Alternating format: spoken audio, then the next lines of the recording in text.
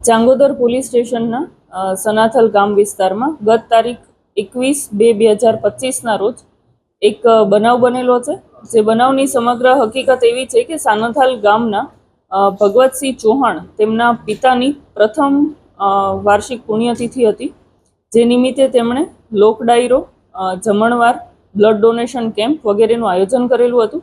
અને આ લોક ડાયરા માટે તેમના ઘણા જૂના અને ખાસ મિત્ર દેવાયત ખવડનો સંપર્ક કરેલો, જેથી લોક ડાયરાની સમગ્ર જવાબદારી દેવાયત ખવડનાઓએ લીધેલી હતી. અને આ જવાબદારી અંતર્ગત સંગીતના તમામ સંસાધનો, સંગીત કલાકારો એ બધું જ દેવાયત ખવડ લાવવાના હતા. જેથી રાતે 8 વાગે દેવાયત ખવડ ત્યાં ભગવતસિંહજીને ત્યાં પહોંચી જાય છે અને ત્યારબાદ ત્યાં સાથે જમે છે અને પછી તેમને બીજી જગ્યાએ ડાયરાનું નક્કી કરેલું હોય, જેથી એ 9 વાગે ત્યાંથી રવાના થઈ જાય છે અને આણંદ જિલ્લાના સોજિત્રા તાલુકાના પીપળાવ ગામ ખાતે બીજા ડાયરામાં જાય છે. અહીંયા અન્ય કલાકાર ડાયરો ચાલુ રાખે છે. 1:30 વાગ્યા સુધી તે પરત નહીં આવતા અહીંયા તેમની જે સિલ્વર કલરની સ્કોર્પિયો ગાડી અને તેમાં તેમના જે ડ્રાઈવર છે હરેશભાઈ ઉર્ફે કાનાભાઈ, તે અહીંયા ડાયરા ખાતે રોકાયેલ હતા.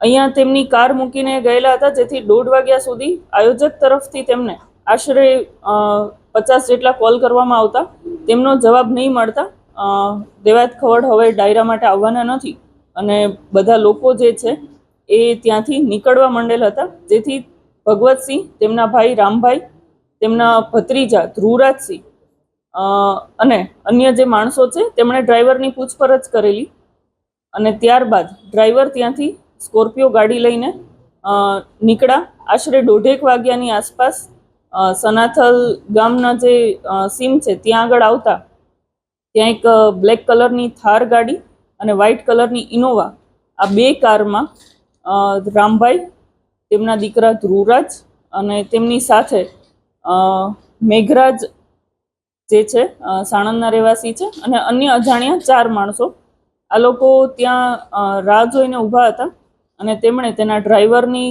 કાર રોકીને સૌપ્રથમ તો મેઘરાજ ગાડીનો જે કાચ છે એ તોડી નાખેલો હતો અને ત્યારબાદ તેને જાનથી મારી નાખવાની ધમકી આપી ગાડીની સાથે ગાડીમાં જે 5 લાખ રૂપિયા પડ્યા હતા તે, એક હાર્મોનિયમ, ચશ્મા, એરપોર્ટ્સ અને એક એપલ કંપનીનો ફોન જે છે તેની લૂંટ કરીને ત્યાંથી નીકળી ગયેલ હતા.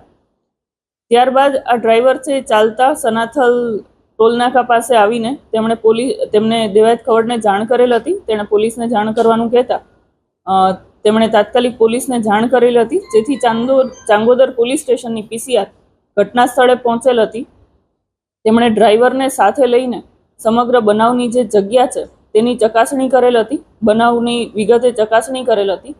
ત્યારબાદ તેમના ડ્રાઈવરે તેવું જણાવેલ કે અમે આવતીકાલે ફરિયાદ કરવા માટે આવશું. જેથી ત્યારબાદ ગઈકાલે 27 તારીખના રોજ તેમના ડ્રાઈવર દ્વારા કાનાભાઈ, હરેશભાઈ ઘેડ દ્વારા આ સમગ્ર બનાવ બાબતે ફરિયાદ આપતા પોલીસે ગુનાહિત કાવતરું, લૂંટ અને જાનથી મારી નાખવાની ધમકી BNSની આ કલમ હેઠળ ગુનો દાખલ કરી આગળની તપાસ ચાંગોદર પીઆઈ AP ચૌધરીનાઓ ચલાવી રહેલ છે. હાલ અત્યાર સુધી તપાસમાં FSLની મદદથી ગાડી રિકવર કરવામાં આવેલી છે અને ગાડીની સાથે હાર્મોનિયમ અને ફોન રિકવર કરવામાં આવેલો છે. એક ઓડિયો બી વાયરલ થયો હતો, જેને ધમકી આપતો દેવાયત ખવડ અને જે આયોજક હતા, એ સંદર્ભમાં કોઈ ફરિયાદ આવી? આજે ફરિયાદ દાખલ થઈ, એમાં જે આ સમગ્ર લોક ડાયરાનું આયોજન જેમના દ્વારા કરવામાં આવેલું હતું ભગવતસિંહ, તેમના દ્વારા દેવાયત ખવડ વિરુદ્ધ ફરિયાદ આપવામાં આવેલી છે કે તેમણે તેમની સાથે વિશ્વાસઘાત, છેતરપિંડી કરેલ છે અને તેમને જાનથી મારી નાખવાની ધમકી આપેલ છે. સમગ્ર લોક ડાયરાનું સૌપ્રથમ આયોજન કરવાની તેમણે જવાબદારી લીધેલી હતી, જેના પેટે તેમણે 8 લાખ રૂપિયા નક્કી કરેલા હતા.